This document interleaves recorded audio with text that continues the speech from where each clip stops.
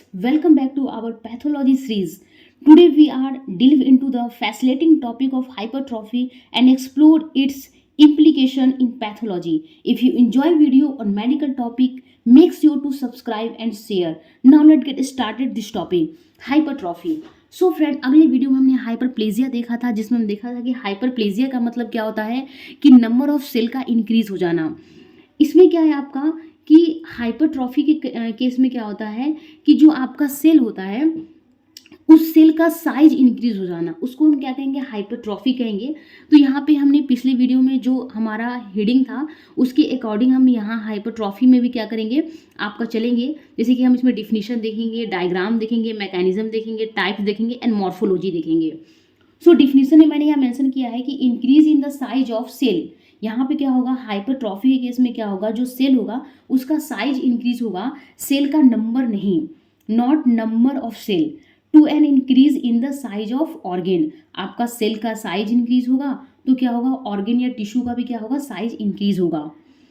So generally जो hypertrophy है वो आपका ऑल से जो सेल होगा उसमें देखा जाएगा।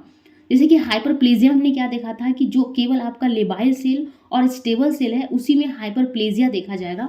लेकिन आपका 3 टाइप के जो सेल होते हैं, that is the labile cell, stable cell and permanent cell. ये तीनों टाइप के सेल में जो है वो हम क्या देखेंगे, हाइपरट्रॉफी देखेंगे। अब हम अगर इसका डायग्राम देखेंगे तो डायग्राम आप यहाँ देख सकते हैं कि ये एक नॉर्मल सेल है।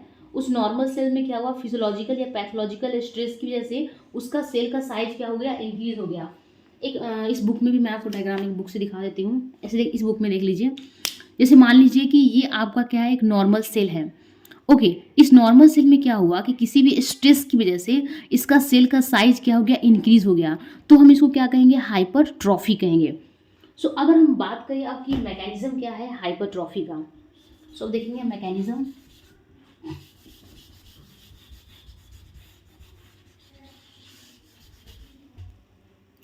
सो मैकेनिज्म आपका इसका है कि hypertrophy is due to increase synthesis of cellular protein, increase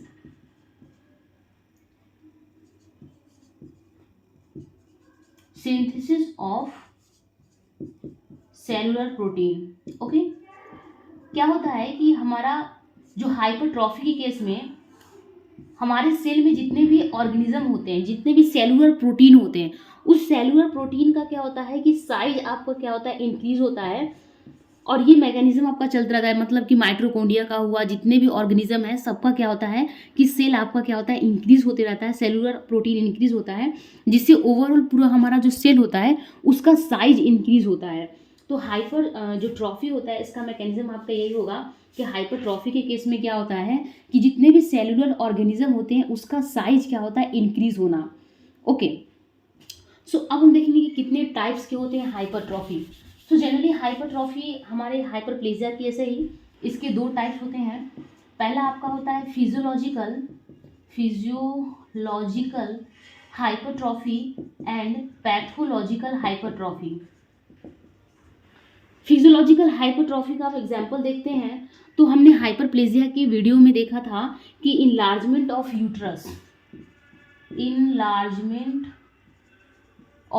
uterus during pregnancy के केस में देखा था कि जो आपका यूट्रस है उसका इनलार्जमेंट होना, that is the example of hypertrophy and hyperplasia, both का एग्जांपल हमने देखा था।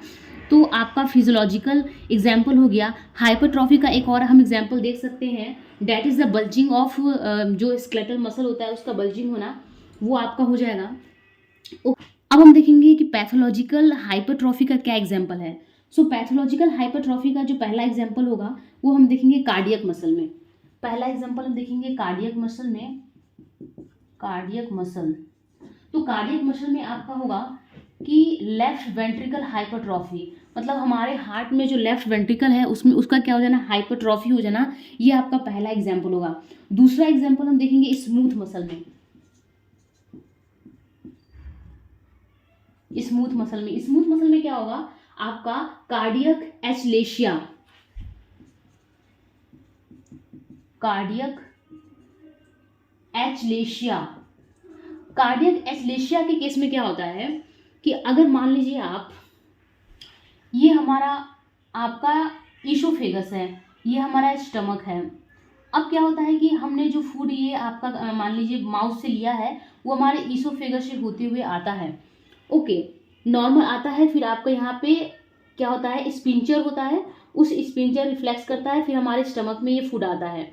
लेकिन कार्डियक एस्लेशिया के केस में क्या होता है कि आपका जो लोअर ईसोफेगस है, जो लोअर ईसोफेगस है उसमें क्या होता है कि जो आपका स्पिंचर होता है उसमें डजंट रिफ्लक्स, हाइपरट्रॉफी की वजह से क्या होता है कि आपका ये नॉर्मल था, और हाइपरट्रॉफी वजह से क्या होता है कि जो रिफ्लक्स होता है वो नहीं हो पाता है, और नहीं होने की वजह से क्या होता है हमारा फूड जो है वो स्टमक में नहीं आता है। तो इसको हम कहते हैं कार्डियक एस्लेशिया, जो कि एक पैथोलॉजिकल कंडीशन है। तो हमने अभी तक कार्डियक मसल में देख लिया कि left ventricle hypertrophy, smooth muscle में देखा कार्डियक एस्लेशिया जो कि हमारे लोअर ईसोफेगस में होता है। तो जी में क्या है, पहला होगा कि ऑर्गन का या आपका टिश्यू हो सकता है उसका क्या होना, इनलार्जमेंट होना। एंड दूसरा हम इसका बोल सकते हैं जो आपका सेलुलर ऑर्गेनिज्म होगा उसका क्या होना, इंक्रीज होना, मतलब सेलुलर ऑर्गेनिज्म भी इंक्रीज होंगे। सो मॉर्फोलॉजी में हमने दो कंटेंट देखा कि ऑर्गन का इनलार्जमेंट होना, और दूसरा देखा कि जो सेलुलर ऑर्गेनिज्म होंगे उसका इंक्रीज होना। सो फ्रेंड, इस वीडियो में हमने सारे टॉपिक कवर कर लिए, डिफिनीशन देख लिया हमने। Thank you for joining me on this exploration of hypertrophy in pathology. If you found this video informative, don't forget to hit the like button and make sure to like and subscribe. So friend, keep learning and stay healthy. Thank you.